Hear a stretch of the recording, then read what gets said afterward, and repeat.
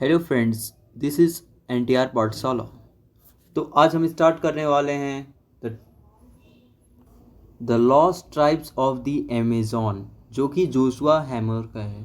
ठीक है, तो इसके बारे में हम इस चैप्टर के बारे में हम बताएंगे, अथर के बारे में बताएंगे और टेक्स्ट के बारे में बताएंगे कि इस किसके ऊपर ये, किस चैप्टर के ऊपर ये बना है, और ये हिस्टोरिकल बैकग्राउंड अमेज़न के बारे में बताएंगे। तो बने रहिए मेरे वीडियो के साथ, लास्ट तक देखिएगा। तो चलिए चलते हैं अबाउट द अथर की तरफ।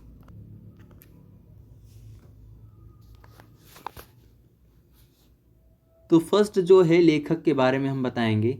First, Joshua ifs hammer.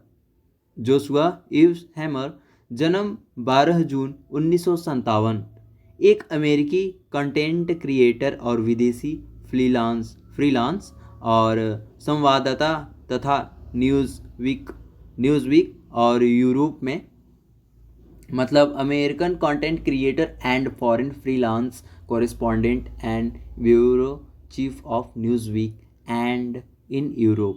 वह संवाददाता तथा न्यूज़ वीक और यूरोप में ब्यूरो चीफ है। न्यूज़ वीक में रहते हुए वे 1993 से 1996 तक, मतलब 1993 से 1996 तक नैरोबी ब्यूरो चीफ, 1996 और 1997 तक साउथ अमेरिकन ब्यूरो चीफ, 1997-2001 तक लॉस एंजल्स ब्यूरो चीफ, 2000-2001 तक Berlin bureau chief, Jerusalem bureau chief रहे।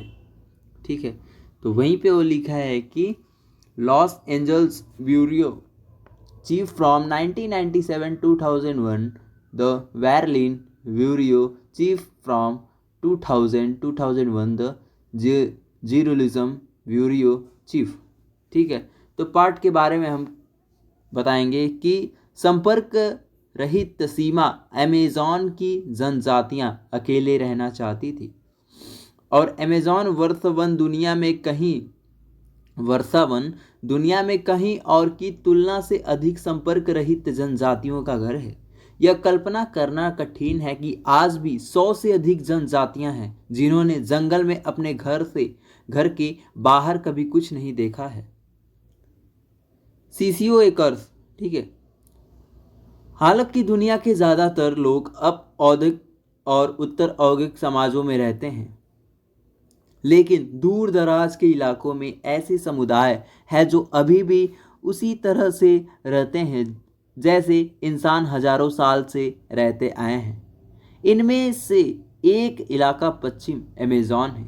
द वही है अमेज़न वर्षा वन के भीतर बहुत से लोग समूह हैं जिन्होंने औद्योगिक सभ्यता में शामिल होने के बजाय खुद को बाहरी दुनिया से अलग थलग करना चुना है। ऐसा इसलिए है क्योंकि बाहरी लोगों के संपर्क में आने से उन्हें अतीत में बहुत दर्द और पीड़ा का सामना करना पड़ा है।